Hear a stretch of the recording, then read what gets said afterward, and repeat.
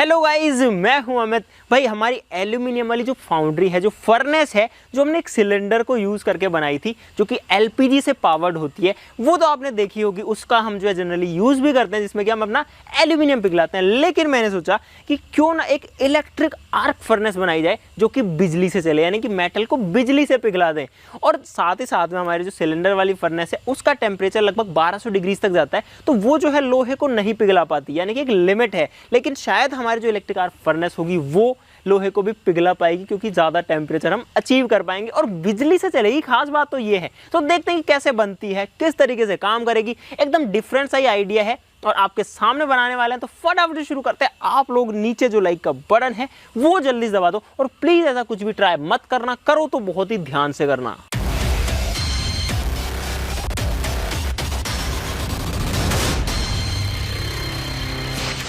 दोस्तों, किसी भी फर्नेस के अंदर जो टेम्परेचर्स होते हैं वो बहुत हाई जा सकते हैं, तो हमको एक ऐसे मटेरियल की जरूरत होगी जो कि उन हाई टेम्परेचर को झेल सके, सस्टेन कर सके। तो यहाँ पर इलेक्ट्रिक आर्क फर्नेस के केस में हम लोग यूज करेंगे एक इस तरीके की ईंट का, जो कि है भाई एक फायर ब्रिक। और ये जिस मटेरियल से बनती है उसका जो मेल्टिंग पॉइंट है वो बहुत हाई होता है, और साथ ही साथ में इसमें कोई क्रैक्स भी नहीं आते, क्योंकि ये बहुत ही पोरस होता है। इसमें छोटे छोटे छेद होते हैं जिससे कि एयर पास हो सकती है, तो इसलिए ये सेफ चीज़ भी है और साथ ही साथ में इंसुलेटर का काम भी करेगी।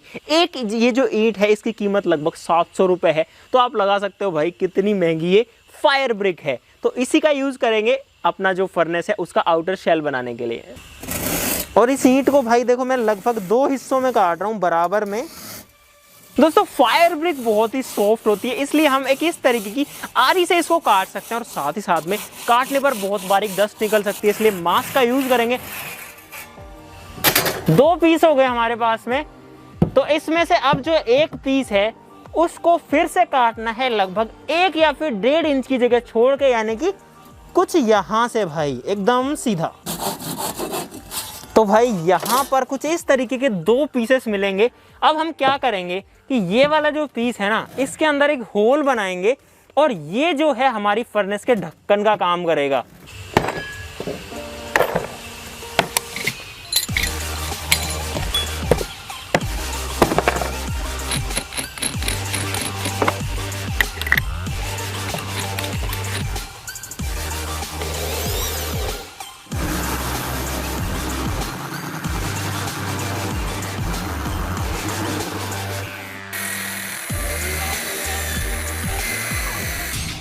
तो भाई कुछ ऐसी शेप मिलने के बाद में इसको ऐसे आड़ा रखना है, और यहाँ पर इसका ये जो एज है एक होल करना है ड्रिल की मदद से।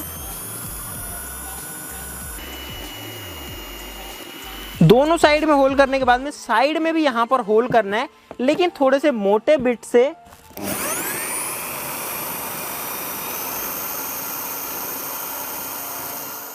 लेकिन यहाँ पर डिफरेंस ये है कि इन होल्स को तो हमने देखो इतना छोड़ दिया, ऊपर से खोल दिया, बट इस वाले को हमको नीचे तक देना है। देखो मैं आपको दिखाता हूँ, कुछ इस तरीके से लगभग 45 डिग्री के एंगल पे।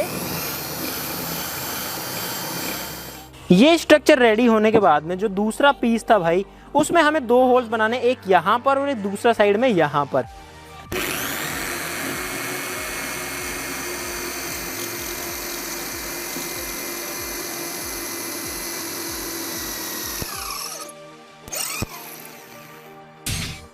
तो भाई फाइनली कुछ इस तरीके की स्ट्रक्चर्स बन चुकी हैं। ये जो है बेसिकली इसके ढक्कन का काम करेगा। लेकिन भाई कोई भी इलेक्ट्रिक फर्नेस के अंदर हमको एक आर्क जनरेट करनी होती है, यानी कि स्पार्क होता है। अब वो स्पार्क जनरेट करने के लिए हम लोग यूज करेंगे एक वेल्डिंग मशीन का। लेकिन वेल्डिंग में आपको पता है कि जो मेटल है वो पिघलता है, तो उसके लिए हमको खास इलेक्ट्रोड बनाने होंगे, और वो बहुत ही सिंपल चीज से बनेंगे, जो कि भाई इस तरीके की बैटरीज होती हैं। जो बड़े वाले सेल होते हैं ना, इसमें ग्रेफाइट की रोड होती है अंदर, तो वो निकालते हैं पहले। और भाई यहाँ पर है देखो इसका एक ग्रेफाइट का इलेक्ट्रोड, जिसको हम जो है बड़े ही ध्यान से बाहर निकाल लेते हैं। और ये जो ग्रेफाइट है ना भाई, बहुत ज़्यादा हाई टेम्परेचर को रेजिस्ट कर सकता है, और साथ में आपको पता होगा कि ग्रेफाइट बिजली को कंडक्ट भी करता है, इलेक्ट्रिसिटी आराम से फ्लो होती है। तो अब इसको लगाते हैं भाई एक होल्डर के अंदर। दोस्तों, इस वेल्डिंग मशीन का यूज़ करेंगे, तो अब इसको पावर में लगाते हैं। लो, दोस्तों ये दोनों जो इलेक्ट्रोड हैं ये देखो इन होल्स में इस तरीके से फिट आ जाएंगे। और अब मैं इनको टच कर रहा हूँ, मैंने जो है यहाँ पर भाई चश्मा लगा रखा है और इनको टच करने पर होगा स्पार्क बहुत ज़्यादा हाई टेम्परेचर का। तो बहुत ध्यान से मैं इन दोनों को टच करूँगा, देखो। और फर्स्ट टाइम में यहाँ पर आग भी लगेगी बिकॉज इसके ऊपर देखो कुछ ऑयल सा लगा हुआ है। और आप लोग देखो कि ये जो स्पार्क बन रहा है ना भाई, ये सारा कमाल करेगा ये। तो भाई मॉडल कुछ ऐसा है कि ये जो ढक्कन है इसको ऊपर रख देंगे और इन दोनों को जब हम टच करेंगे तो देखो अंदर स्पार्क होगा। और भाई साहब ये देखो, और भाई इसके अंदर जो है बहुत ही ज़्यादा हाई टेम्परेचर है और इलेक्ट्रोड की हालत देखिए एकदम लाल हो जाते हैं। और ये जो हमने दो होल्स बनाए हैं ये देखो काम आएंगे इसको सेफली उठाने के, और हम इसको ऐसे करके स्टोर भी कर सकते हैं। जब हमको ढकना हो तो भाई हम इस तरीके से जो है इसको वापस से भी ढक सकते हैं बिना टच किए किसी भी चीज़ को। तो भाई इसका ढक्कन लगाते हैं, एल्यूमिनियम है फर्नेस में, and let's give it a test कि ये इसको मेल्ट करता है कि नहीं। मुझे खुद नहीं पता कितना टाइम लेगा। 200 एम्पियर्स का इसमें करंट है और स्पार्क हो रहा है भाई।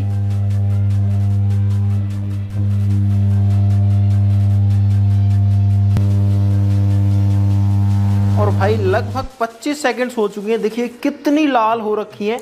तो उठा करके देखते हैं भाई ढक्कन को कि अंदर मेटल देखो जो डेफिनेटली गर्म हुआ है, बट यार ये मेल्ट नहीं हुआ है, हल्का फुल्का हुआ है, लेकिन यहाँ पर लिक्विड नहीं है। तो मुझे लगता है कि थोड़ा ज़्यादा देर इसको रखना पड़ेगा अंदर।